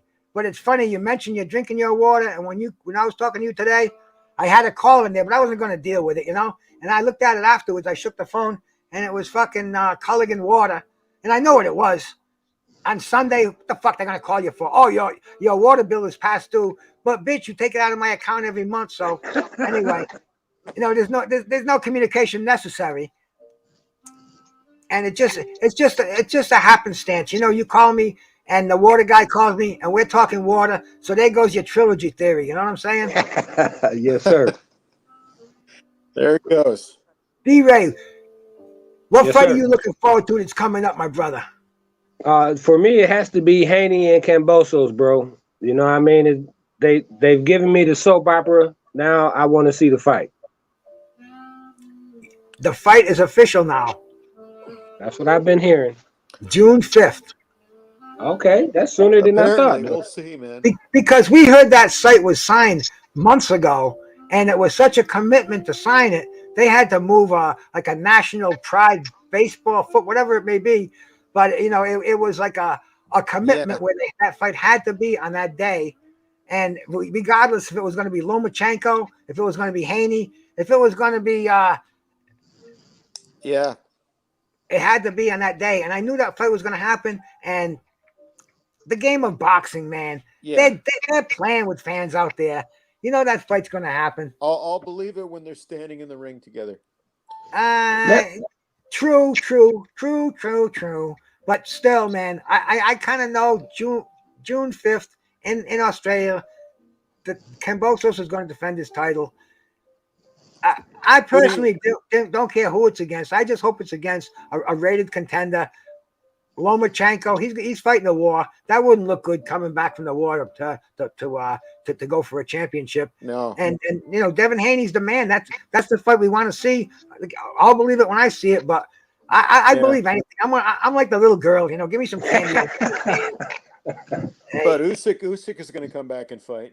So I hope so, man. You know, God willing. You know, I thank God every day I survive. Can you imagine we'll if bombs see. were going off in the fucking backyard? Yeah. Damn. Oh, man, bro. Yeah, Blessings to them. absolutely. So, Con Shawnee, how about you? What's the next fight? The next great fight you're looking forward to? There's a couple. I mean, No. obviously, One fight. One fight. Ugas. Okay, well, okay. So I'm not going to say that one then. Really, it's Fury White. That's the one that I've got a brain tickle on. Okay, that's what. Yeah, bro. Anytime Fury fights, anytime White fights, I'm a fan of boxing. I'm not a fan of the fucking fighters. There's no fighter that I ride with Yeah. all of them. You know, I love boxing. Anybody that puts gloves on and steps in the ring, it's a dirty business. There's a lot of jerks in there. There's a lot of fucking criminals in there. But I'm not an investigator. I'm not a judge. I'm just a fan of boxing.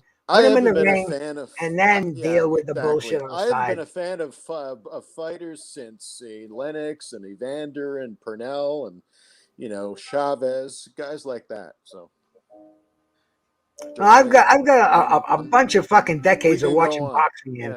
Yeah. And it's changed for sure. But when two fighters get in the ring and square off, you get a gut feeling when you see these fights happen. I haven't seen it happen in a long time, but it's going to happen. When it does, then I'll get that. I'll get that feeling. And man, that's what boxing is all about. That's the boxing junkie getting his fucking main line right there. And I'm anticipating and waiting. And you never know, it could happen any day. Camboso and Devin Haney in Australia. Yeah, that's definitely worth tuning in. Tyson Fury and fucking Devin and Dillian White. Absolutely, man. So Yeah. all of these fights, bro. We How got about you, my brother Troy yeah. Graham? Give me one fight. Go for it, Troy. Fury versus White. You knew that was coming. Fury versus White. You know, That's bro. it. Hey, bro, that's a big one. Absolutely. You know, I'm looking Yeah. forward to of all the fights that are coming on, the Showtime fight, the Brian Castano and the fucking Mel Charlo. To me, that's going to be a hell of a fucking fight. Unification, even if it wasn't for to unify all four belts, which is almost unheard of these days and crazy, and who knows how long it's going to last. But this fight, just because it's a rematch, and there's a lot of grudge coming in, a lot of bad feelings. I love it from my standpoint as a boxing fan. But that's the one I'm looking forward to. Anyway, guys, I appreciate everybody stopping on here, listening to a little, definitely praising the mighty, God rest his soul, former WBC heavyweight champion of the world, Hall of Famer, has been in the ring with everybody, who's beaten some of the best, survived with the rest, man. Fucking Ken Norton. Great fighter. Great time talking about it, man. Thank you guys for coming in here. Thanks everybody who came in No outside problem. and listened to us, man. I appreciate it, man. Happy to be here. I'm out of here, my brothers, my sisters. Peace. Thank Have you, a good night, Bruce. y'all. Panel, Have a good chat. night. Y'all all subscribe, like, and share. Bruce goes. Gas. Let's hit that jazz, bro. Hit the gas. Good night. Peace. Peace.